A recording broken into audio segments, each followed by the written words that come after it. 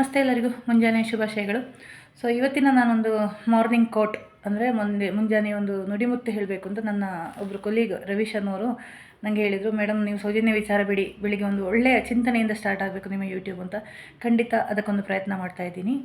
ನಾನು ಇವತ್ತು ಬೆಳಗಿನ ವಾಟ್ಸಪ್ ಸ್ಟೇಟಸಲ್ಲಿ ನಾನು ನನ್ನ ವಾಟ್ಸಪ್ನ ಕಾಂಟ್ಯಾಕ್ಟಲ್ಲಿರೋರು ನೋಡ್ತಾರೆ ನನ್ನ ಸ್ಟೇಟಸನ್ನು, ನಾನೊಂದು ಒಳ್ಳೆ ಕೋಟ್ ಹಾಕಿದ್ದೀನಿ. ಅದರಲ್ಲಿ ಚಕ್ರವರ್ತಿ ಸೂಲಿಬೆಲೆ ಅವರ ಮಾತುಗಳದು ಒಂದು ಸ್ಪೀಚಿದು ಮಾತುಗಳು. ಅದರಲ್ಲಿ ಒಬ್ಬ ರಾಜ ಸ್ವಾಮಿ ವಿವೇಕಾನಂದರು ಕೇಳ್ತಾನೆ, ಏನಂತ ಬದುಕು ಅಂತ, ಬದುಕು ಅಂದರೆ ಏನು ಅಂತ. ಅದಕ್ಕೊಂದು ಚಂದದ ಒಂದು ವಿವರಣೆ ಕೊಡ್ತಾರೆ ಸ್ವಾಮಿ ವಿವೇಕಾನಂದರು. ನಾನು ಅದನ್ನೇ ಓದಿ ಹೇಳ್ತಾ ಇದ್ದೀನಿ, ನಾನು ಬರೆದಿಟ್ಕೊಂಡಿದ್ದೀನಿ. ಸುತ್ತಲಿನ ಪರಿಸ್ಥಿತಿಗಳು ನಿನ್ನನ್ನು ತುಳಿಬೇಕು ಅಂತ ಕಾಯ್ತಾ ಇರುವಾಗ ಅದನ್ನು ಮೀರಿ ಎದುರಿಸಿ ನಿಲ್ಲುವ ನಿನ್ನ ತಾಕತ್ತನ್ನು ತೋರಿಸ್ತೀಯಲ್ಲ, ಅದೇ ಬದುಕು ಅಂತ. ಅರ್ಥ ಆಗಿರ್ಬೋದಲ್ಲ, ಸಣ್ಣ 2 ಸಾಲುಗಳು ಎಷ್ಟು ಅರ್ಥವಿದೆ ಅಂತ. ನಾನೀಗ ಎದುರಿಸ್ತಿದ್ರು ಅದನ್ನೇ ಬದುಕನ್ನೇ. ನನಗೀಗ ಸುತ್ತಲೂ ಎಲ್ಲ ನನ್ನದೇ ಅನುಭವ ಹೇಳ್ತೇನೆ. ಸುತ್ತಲಿನ ಪರಿಸ್ಥಿತಿ ಹೇಗಿದೆ ಅಂದರೆ ನನ್ನನ್ನು ತುಳಿಬೇಕು ಅಂತ ಕಾತರದಿಂದ ಕಾಯ್ತಾ ಇದ್ದೆ, ಹೇಗಾದರೂ ಮಾಡಿ ನನ್ನನ್ನು ತುಳಿಬೇಕು ಅಂತ. ಇದು ಇವಾಗ ಅಂತಲ್ಲ, ಮೊದಲು ಇಂಥ ಸನ್ನಿವೇಶಗಳನ್ನು ನಾನು ತುಂಬ ಎದುರಿಸ್ತೀನಿ. ಆವಾಗ ಏನು ಮಾಡಬೇಕು, ನಾವು ಧೈರ್ಯ ಹೊಂದಿರೋದು. ನನ್ನ ಅಪ್ಪನನ್ನು ಯಾವತ್ತೂ ನೆನೆಸ್ಕೊಳ್ತೀನಿ. ಯಾಕಂದ್ರೆ ನನಗೆ ತುಂಬ ಜೀವನದಲ್ಲಿ ಧೈರ್ಯ ತುಂಬಿದ ವ್ಯಕ್ತಿ ಅಂದರೆ ಅಪ್ಪ ಧೈರ್ಯ ತುಂಬದಿದ್ದರೆ ಇಂದು ನಾನು ಈ ಸಮಾಜದಲ್ಲಿ ಇರ್ತಿರ್ಲಿಲ್ಲ. ಯಾಕಂದರೆ ಅಷ್ಟೊಂದು ಕಠಿಣ ಪರಿಸ್ಥಿತಿಗಳನ್ನು ನಾನು ಎದುರಿಸಿ ಬಂದೆ, ಈವಾಗಲೂ ಎದುರಿಸ್ತಲೇ ಇದ್ದೀನಿ. ಕಷ್ಟಗಳು ಬದುಕಿನಲ್ಲಿ ಬಂದಾಗ ಅದನ್ನು ಎದುರಿಸಿ ನಿಲ್ಲುವ ತಾಕತ್ತನ್ನು ನೀವು ತೋರಿಸ್ತೀಯಲ್ಲ, ಅದೇ ನಿಜವಾದ ಬದುಕು ಅಂತ. ಇದು ನನ್ನ ಲೈಫಲ್ಲಿ ತುಂಬ ಅಪ್ಲಿಕೇಬಲ್ ಆಗಿದೆ ನನಗೆ. ನಿನ್ನೆ ನನ್ನ ವೃತ್ತಿ ಜೀವನದ ಡೀಟೇಲ್ಸ್ ಎಲ್ಲ ಹೇಳಿದೆ, ನಾನು ಏನು ಕೆಲಸ ಮಾಡ್ತಾಯಿದ್ದೀನಿ ಅಂತ. ಕೇಳುವಾಗ ಕೆಲವರಿಗೆ ನನ್ನ ಬಗ್ಗೆ ಗೊತ್ತಿಲ್ಲ.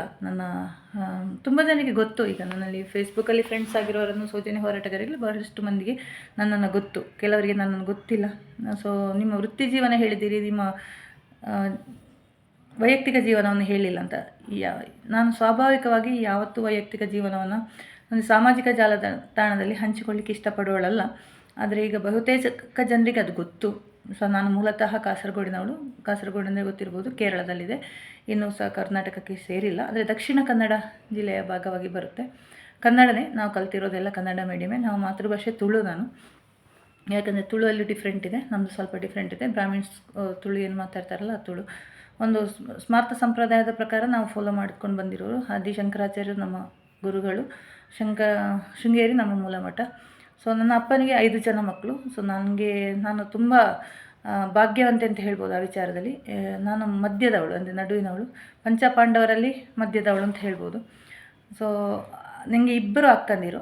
ದೊಡ್ಡ ಅಕ್ಕ ಟೀಚರಾಗಿ ವರ್ಕ್ ಮಾಡ್ತಾ ಇದ್ದಾಳೆ ಕಾಸರಗೋಡಲ್ಲಿ, ಉಪ್ಪಳ ಬೇಕೂರು ಅಂತ ಪ್ರದೇಶ ಅಲ್ಲಿದ್ದಾಳೆ. ಎರಡನೇ ಅಕ್ಕ ಮಂಗಳೂರಲ್ಲಿದ್ದಾಳೆ, ಅವಳು ಸಹ ಶಿಕ್ಷಣ ಸಂಸ್ಥೆಯಲ್ಲಿ ವರ್ಕ್ ಮಾಡ್ತಿದ್ದಾಳೆ. 3ನೇವಳು ನಾನೊಂದು ಖಾಸಗಿ ಸಂಸ್ಥೆಯಲ್ಲಿ ವರ್ಕ್ ಮಾಡ್ತೀನಿ. ನನ್ನ ತಂಗಿ ಅವಳು MSc ಗ್ರ್ಯಾಜುಯೇಟು, ಜೊತೆಗೆ BEd ಕೂಡ ಮಾಡಿದ್ದಾಳೆ. ಅವಳು ಟೀಚಿಂಗ್ ಬ್ಯಾಕ್ಗ್ರೌಂಡಿಂದ ಬಂದಿದ್ಲು. ಈಗ ಪ್ರಸ್ತುತ ಕುಂದಾಪುರದಲ್ಲಿದ್ದಾಳೆ, ಕರ್ನಾಟಕ ಬ್ಯಾಂಕ್ ಉದ್ಯೋಗಿ ಆಗಿದ್ದಾಳೆ. ಕೊನೆಗೆ ನಮಗೆ 4 ಜನ ಅಕ್ಕಂದಿರಿಗೆ ಒಬ್ಬ ಪ್ರೀತಿಯ ತಮ್ಮ. ಅವನು ನನ್ನ ತಂದೆಯವರ ಉದ್ಯೋಗವನ್ನು, ಅಂದರೆ ನನ್ನ ತಂದೆಯವರ ಬಿಸ್ನೆಸ್ ಇದೆ, ಅದನ್ನೇ ಮುಂದುವರಿಸ್ಕೊಂಡು SS ಎಂಟರ್ಪ್ರೈಸಸ್ ಅಂತ ಕಾಸರಗೋಡಿಂದ ಸ್ವಲ್ಪ ಒಳಗಡೆ ವಿದ್ಯಾನಗರ ಎಂಬ ಪ್ಲೇಸಲ್ಲಿ ಒಂದು ಬಿಸ್ನೆಸ್ ನಡೆಸ್ಕೊಂಡು ಅವನು ಸಹ ಸೆಟ್ಲ್ ಆಗಿದ್ದೀನಿ.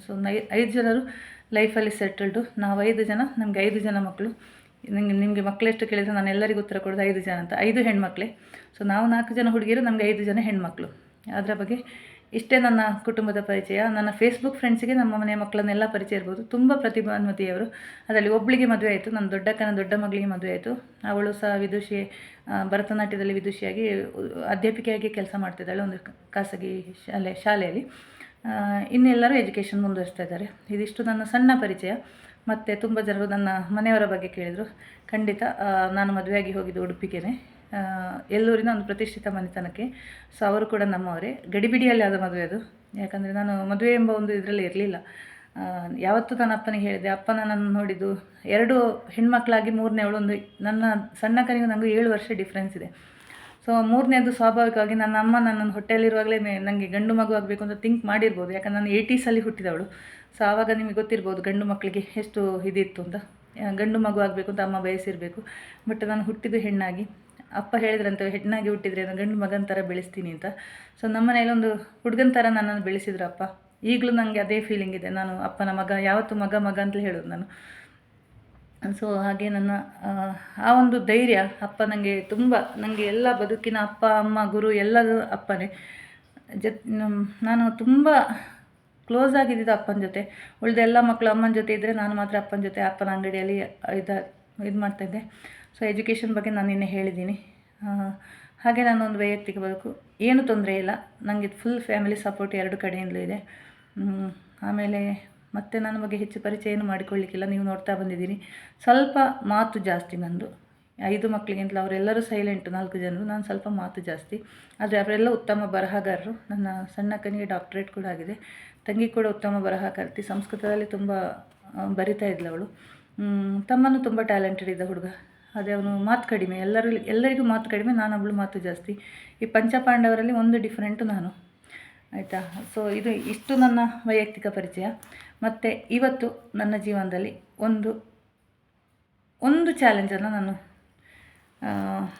ಮಾಡ್ತಾಯಿದ್ದೀನಿ ನನ್ನ ಅಪ್ಪನಿಗೋಸ್ಕರ. ಸಣ್ಣದರಿಂದ ಕಂಡ ಕನಸು. ನಾನು 18 ವರ್ಷ ಕಳೆದ ಕೂಡಲೇ 21 ವರ್ಷ ಆದ ಕೂಡಲೇ ನಾನು ಡ್ರೈವಿಂಗ್ ಕಲ್ತಿದ್ದೆ. 4 ವೀಲರ್ ಲೈಸೆನ್ಸ್ ತಗೊಂಡು ಲೈಸೆನ್ಸ್ ಮಾಡಿಸಿದ್ದೆ. ಆದರೆ ನನ್ನ ಮದುವೆ, ನಮ್ಮ ಖರ್ಚುಗಳು ನೋಡಿ ನನ್ನ ಅಪ್ಪನಿಗೆ ನನಗೊಂದು ಕಾರ್ ತೆಗೆದುಕೊಡ್ಲಿಕ್ಕೆ ಆಗಿಲ್ಲ. ತುಂಬ ಖುಷಿಪಟ್ಟಿದ್ರು ಅಪ್ಪ ನಾನು ಡ್ರೈವಿಂಗ್ ಕಲ್ತಿದ್ದು, ನನಗೆ ಲೈಸೆನ್ಸ್ ಸಿಕ್ಕಿದ್ದು ನೋಡಿ. ಮನೆಗೊಂದು ಕಾರು ಬೇಕಿತ್ತು ಅಂತ. ಬಟ್ ಆವಾಗ ಆರ್ಥಿಕ ಪರಿಸ್ಥಿತಿ ನಮಗೆ ಕಾರ್ ತಗೊಳ್ಳೋದ್ರಲ್ಲಿ ಇರಲಿಲ್ಲ.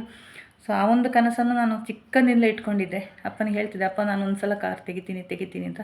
ಬಟ್ ಕಾರಲ್ಲ, ಯಾಕಂದರೆ ಈಗ ಕಾರ್ ತೆಗೆಯೋ ಪರಿಸ್ಥಿತಿಯಲ್ಲಿ ನಾನಿಲ್ಲ. ಮನೆ ತೆಗೆಯೋದ್ರಿಂದ 2 ಲೋನ್ಗಳು ನನಗೆ ಕಷ್ಟ ಆಗ್ತಿದೆ. ಸೊ ಒಂದು ವಾಹನವನ್ನು ನಾನು ನನ್ನ ದುಡಿಮೆಯಿಂದ ಖರೀದಿ ಮಾಡಬೇಕು ಅಂತ ಖರೀದಿ ಮಾಡಿ ಆಗಿದೆ. ಮಾರ್ಚ್ 8ಕ್ಕೆ ನಾನು ಬುಕ್ ಮಾಡಿದ್ದೀನಿ ವೆಹಿಕಲನ್ನು. ಬುಕ್ ಮಾಡಿದೆ. ಆ ಮಾರ್ಚ್ 8 ಕೂಡ ಒಂದು ದಿವಸ.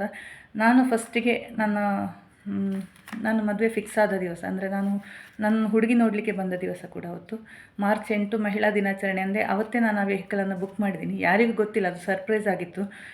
ಬುಕ್ ಮಾಡಿದ ಮೇಲೇ ನಾನು ಹೇಳಿರೋದು. ಅದರ ಪೇಮೆಂಟ್ ಕೂಡ ಆಲ್ರೆಡಿ ಆಗಿದೆ. 1 ವಾರ ಆಯಿತು ಅವರು ಡೆಲಿವರಿ ತಗೊಳ್ಳಿ ಅಂತ ಹೇಳಿದ್ದು. ಸೊ ನನಗೆ ರಜಾ ಇರಲಿಲ್ಲ. ಇವತ್ತು ನನ್ನ ವೀಕ್ಲಿ ಆಫ್ ಆದ ಕಾರಣ ನಾನು ಪರ್ಚೇಸ್ ಮಾಡಬೇಕು ಅಂತ ಇದ್ದೀನಿ. ಒಂದು 2 ವೀಲರ್ ಅಷ್ಟೇ ಸದ್ಯಕ್ಕೆ. ಈಗ ನನಗೆ ಸಾಕು. 4 ವೀಲರ್ ನಾನು ಪರ್ಚೇಸ್ ಮಾಡ್ತೀನಿ. ಒಂದು ಇದೇ ಅಕ್ಟೋಬರಲ್ಲಿ, ಇಲ್ಲಾಂದರೆ ಮುಂದಿನ ವರ್ಷ. ಯಾಕಂದರೆ ಎಲ್ಲ ಒಟ್ಟಿಗೆ ಆಗೋದು ಬೇಡ ಅಂತ. 4 ವೀಲರ್ ನನಗೆ ಈಗ ಸದ್ಯಕ್ಕೆ ಅಗತ್ಯ ಇಲ್ಲ. ಅಗತ್ಯ ಇದ್ರೂ ಅದು ಊರಿಗೆ ಹೋಗುವಾಗ ಮಾತ್ರ ಸಾಕು. ನನಗೆ ಇಲ್ಲಿ 2 ವೀಲರ್ ಸಾಕಾಗುತ್ತೆ. ಸೊ ಅದನ್ನು ನಾನು ಇವತ್ತು ಖರೀದಿ ಮಾಡ್ತಾಯಿದ್ದೀನಿ. ಇವತ್ತು ಮಧ್ಯಾಹ್ನ. ಇವತ್ತು ನನಗೆ ಕೋರ್ಟ್ ಕೂಡ ಇದೆ. ಕೋರ್ಟ್ ಅಂದರೆ ನಾನು ಕೊಟ್ಟಿರೋ ಒಂದು ಕೇಸು, ಚಿಕ್ಕ ಕೇಸ್ ಇದೆ. ಇವತ್ತು ಹಿಯರಿಂಗ್ ಇದೆ. ಸೊ ನಾನು ಇಷ್ಟವರೆಗೆ ಲಾಸ್ಟ್ 2 ಇದಕ್ಕೆ ಹೋಗಿರಲಿಲ್ಲ. ಇವತ್ತು ನನಗೆ ಹೋಗಲೇಬೇಕು ಅಂತ ಅನಿಸ್ತು. ಯಾಕಂದ್ರೆ ನಮಗೂ ಗೊತ್ತಾಗಬೇಕಲ್ಲ, ಬರೀ ಅಡ್ವೊಕೇಟಲ್ಲಿ ಬಿಟ್ಕೊಟ್ರೆ ನಂಗೆ ಗೊತ್ತಾಗ್ತಿಲ್ಲ. ಸೊ ನಾನು ಇವತ್ತು ಬರ್ತೀನಿ ಅಂತ ಹೇಳಿದ್ದೀನಿ. ಇವತ್ತೊಂದು 11:30 12 ಗಂಟೆ ಸುಮಾರಿಗೆ ನಂದು ಕೋರ್ಟ್ ಇದ್ದಿದೆ. ಅದು ಮುಗಿಸಿ ನಾನು ಗಾಡಿಯನ್ನು ಪರ್ಚೇಸ್ ಮಾಡಿ ಮತ್ತು ಮುಂದಿನ ವಿಚಾರಗಳನ್ನು ನಿಮಗೆ ಹೇಳ್ತೀನಿ. ಸೊ ಇವತ್ತು ನಾನು ಯಾವುದೇ ಒಂದು ಡಿಸ್ಟರ್ಬ್ಡ್ ಆಗಿಲ್ಲ. I am A very cool girl today. ಯಾಕಂದ್ರೆ ನಾನು ಬೆಳಿಗ್ಗೆ ಅಕ್ಕನಿಗೂ ಮಾತಾಡಿದೆ, ಅವಳಿಗೂ ಈ ವಿಷಯನ ಹೇಳಿದೆ, ಇವತ್ತು ನಾನು ಡೆಲಿವರಿ ತಗೋತಾ ಇದ್ದೀನಿ ಅಂತ. ಸೊ ಇದಷ್ಟೇ ವಿಚಾರಗಳು. ಮುಂದಿನ ವಿಡಿಯೋದಲ್ಲಿ ಸಿಗೋಣ. ಶುಭವಾಗಲಿ.